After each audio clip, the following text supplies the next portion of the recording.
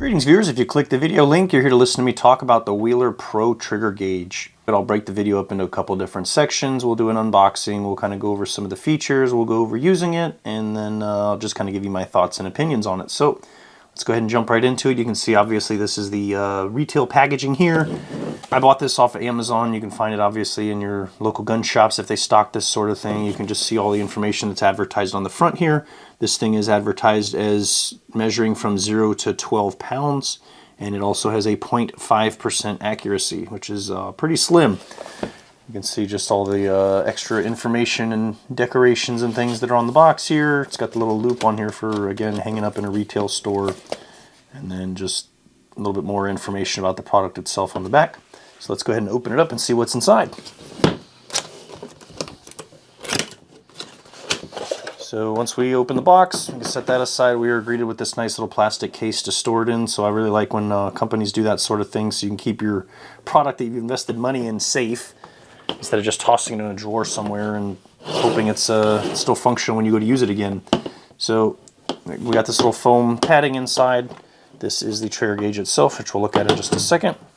Obviously we've got our instruction guide. It's just this little double-sided fold-out sheet of paper that explains how to use it. This is your calibration certificate from the factory, just basically saying that they tested the unit before they packaged it up to ship it out, so you can see all the ranges that were in place here when they tested it, what it was registering as. Again, foam on the back side here. You'll notice this little yellow piece here. This is a little cap that kind of goes over the end of where your trigger gauge interfaces with your trigger. So obviously it's got this fold out arm. You fold it out, lock it into place.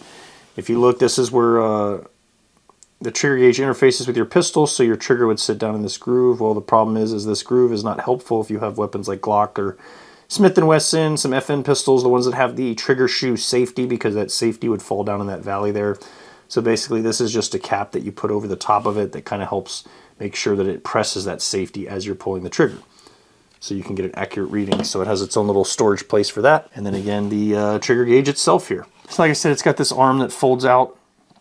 It also pivots, so that way, depending on how you're holding this and where your weapon is, you can actually access your trigger past the stock. So this may not be convenient to keep it in this orientation. You may want to turn it, and it just gives you some options, which is really nice. It does take 2 AA batteries. It does not come with them. It does not come installed. You are going to have to add those yourself. It just uses a small Phillips head screwdriver on the back here, opens this little flap, and installs 2 AAA batteries. Gives you a little bit of instruction information on the back here. This thing, I've noticed, is super light. I mean, this just feels like it's just cheap plastic. It'd be very easy to break this thing, especially if you dropped it or dropped something on it. I mean, man, this thing is just light. It's very thin and wide. It kind of feels like a kid's toy. But I mean, it really doesn't have to have much in it other than a board to measure the weight on the pull and then display it on the little LCD screen here. All right, so let's talk about using this thing. So obviously we have to turn it on. This button in the center is the power button. We'll let it turn on. Everything should be registering as 0. And then we want to test some triggers. So I have 2 volunteers today. You may recognize this guy from the review that I did. And you may not recognize this one. This is an OD Green Glock 21 Gen 4. It's a .45 caliber. Both of these weapons have been safety checked prior to this video. This is one of the few pistols I have that still has the stock trigger in it, so that's why I chose this one. And also we have a trigger with a trigger shoe safety and one without. And then this one can also be single and double action, so we can check that and see what those values are, since I did not have a trigger gauge available when I did this review. All right, so the first thing we'll do is we'll do the Glock, so we can put on our little safety cap here. So again, it's just a little rubbery plastic cap that goes over the V shape on that. We're going to go ahead and delete, since obviously putting that on puts some pressure on it. So I just hit the delete button, zero everything back out. The thing that's tricky with trigger gauges, unfortunately, is a lot of times that it's not necessarily an accurate value. Like I said, it's advertised as 0.5% accuracy, but you can pull the same trigger 10 times on the same gun and you're going to get a different value each time. So it's kind of in that range. So, you know, again, take it for what you will, what you get out of this product. Also, there's a lot of factors that you could screw up. So if I pull the trigger on this thing and I keep pulling after it's already gone off, it's going to register higher because I'm not stopping, essentially. So anyway, I'm going to shut up. Let's clear this out. We're going to put it down towards the bottom of the trigger shoe. We're going to, it says to put your finger on the back side of this. I'm not going to press with it, but I'm going to pull and kind of push at the same time. And we've got 4 pounds, 0.9 ounces. In order to save that reading, we're just going to hit the enter button. And what that's going to do is it's going to save that down in this bottom corner there. And what it'll do is it'll actually start averaging. So down here, you'll see there's an N, so it's basically saying number of pulls. We've got 1. That's our reading. We hit enter to save, and then the top is currently zeroed out. So let's cycle the slide on the pistol. Go back to the trigger. Put it at the same spot. Pull and kind of guide with our finger on the back side. This one reads as 3 pounds, 10.4 ounces. We're just going to hit enter to save it. So you can do this just putting it on here and pulling with the trigger gauge. That's going to give us a 5 pound, 5.6 ounces. So I think that's probably more in the ballpark of being correct. I'm trying not to push too much with my finger. It does tell you to do that in the instructions. It says placing your trigger finger over the back side of the sensor housing allows you to precisely control the trigger pull. So let's do this. We'll do 5 pulls total. We're at 3 right now. So we're going to stabilize the pistol. We're going to pull, guide with our finger. Brakes at 4 pounds, 8.8 ounces. Hit enter, not delete. And the last one, let's see what we get. Get a nice pull, stabilize with our finger, follow through, stop when it clicks. 4 pounds, 1.8 ounces. So now we hit enter. Again, we've got a display down here that's telling us our number of pulls, which was 5. And then we have our average of all 5 of those right here in the corner.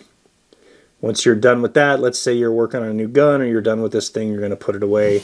If you just hold the delete button for a few seconds, it'll zero everything out.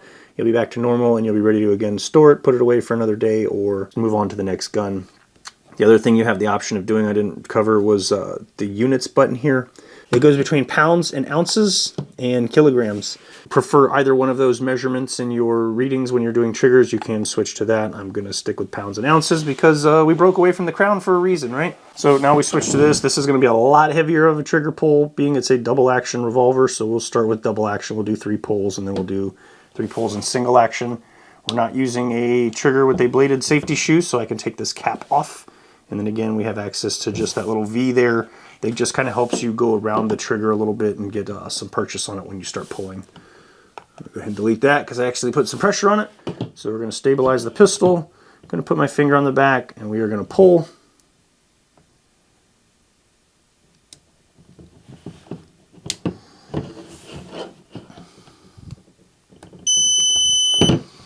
And we've maxed out the scale. Remember, it only goes from 0 to 12 pounds, so it like me doing that. This is a pretty hefty trigger in double action. I don't know that it's 12 pounds, but apparently this, according to this, it is. It's a pretty hefty trigger pull. Let's put it in single action and see what we get out of here.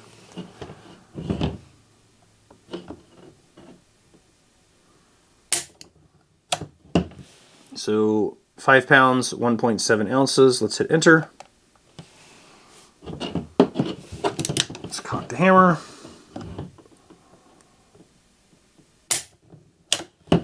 Three pounds, 12.8 ounces.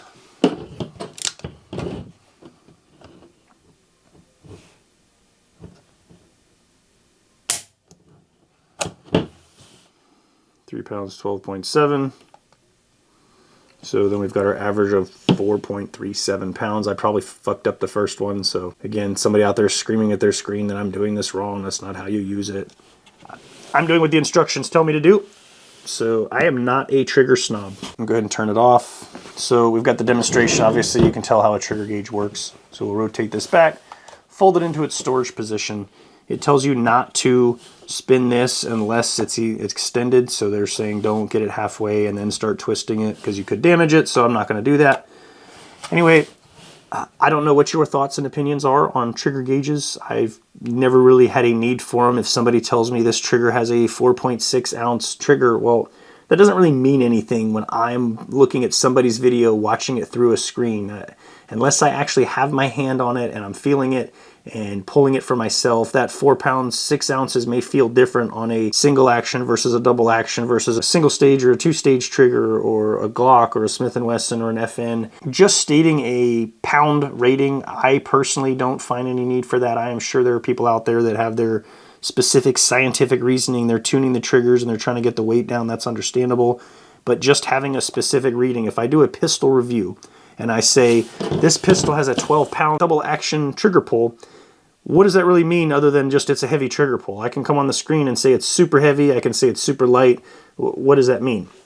Well, again, different people kind of perceive things in different ways. So for some of you that may be significant and you go, oh, okay, well, that, you know, you have your own scientific method in your brain of processing that, where other people are like, that doesn't mean anything to me. I just want to know about the features and if it works, or it's got a heavy trigger pull or a light one. So again, personally, not something that I feel like I need, but I have the tool, I have it available. So when I start doing gun reviews, I will start using this on them, just so you guys out there that do find that sort of thing useful can get some more information. Again, when I'm doing the reviews, I try to be as unbiased as possible and just provide objective information rather than my thoughts and opinions until we get to that section of the video where then I go ahead and do that and announce that I'm doing so.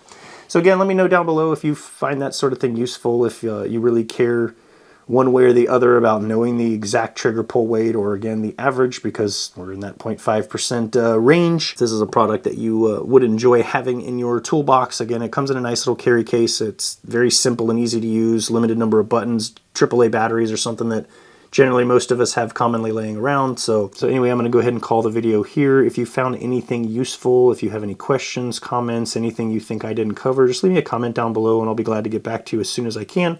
I do try to get back to all the comments that I possibly can within a timely manner. If the question that you're asking is way more advanced than would be required in a text response on the comments, I will be glad to make a follow-up video or even a short for you to answer your question. So anyway, with that, I'm going to call the video here. So thank you for your time. I hope you have a great day, and we'll catch you in the next video.